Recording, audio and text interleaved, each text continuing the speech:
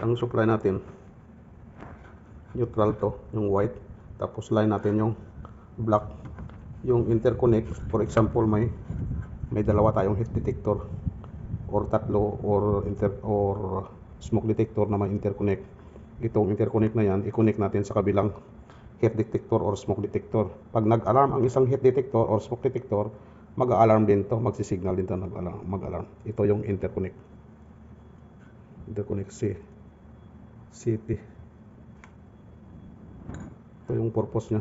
I-connect to sa kabilang heat detector. Para yung pag-alarm nito, mag-alarm din yung sa kabila. Kahit smoke detector. Pero yung supply nito 110 lang. I-connect natin dito. Dahil sa 110 natin ito ay kitchen ito, kaya detector yung ikabit natin. Kitchen. Ay, ikabit natin dito.